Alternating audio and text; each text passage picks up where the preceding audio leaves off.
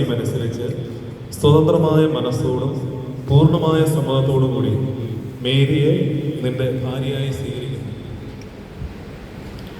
Mary മിശിഹായുടെ നിയമവും തിരുസഭയുടെ നടപടിയും അനുസരിച്ച് സ്വതന്ത്രമായ മനസ്സോടും പൂർണ്ണമായ സമ്മതത്തോടും കൂടി ജോസഫിനെ നിന്റെ ഭർത്താവായി സ്വീകരിക്കുന്നു.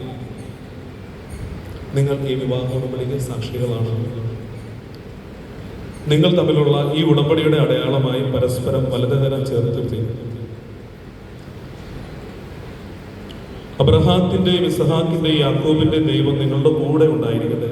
സ്നേഹത്തിന്റെയും മനസ്സിന്റെ ഐക്യത്തോടും കൂടി കുടുംബജീവിതം നയിക്കുവാൻ നമ്മുടെ കർത്താവായ ഈശോ മിശിഹ നിങ്ങളെ വിവാഹത്തിൽ ബന്ധിക്കുമാറാകട്ടെ. പിതാവിന്റെയും പുത്രന്റെയും പരിശുദ്ധാത്മാവിന്റെയും നാമത്തിൽ.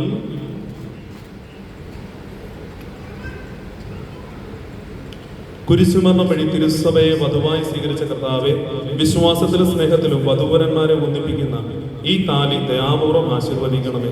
ഐക്യത്തിന്റെ പ്രതീകമായ ഈ താലി അഭേദ്യമായ സ്നേഹത്തിലും പൂർണ്ണമായ വിശ്വസ്തതയിലും ഇവരെ ബന്ധിക്കുമാറാകട്ടെ. ജീവിതത്തിലുണ്ടാകുന്ന ക്ലേശങ്ങൾ സന്തോഷപൂർവ്വം സഹിക്കുവാനും നിന്റെ ഇഷ്ടമനുസരിച്ച് പരിശുദ്ധരായി ജീവിക്കുവാനും ഇതിൽ മുദ്രിതമായിരിക്കുന്ന കുരിശ് ഇവർക്ക് ശക്തി നൽകട്ടെ. ഇത് ഇവരുടെ വിശ്വസ്തയുടെ അടയാളമായിരിക്കുകയും ചെയ്യട്ടെ.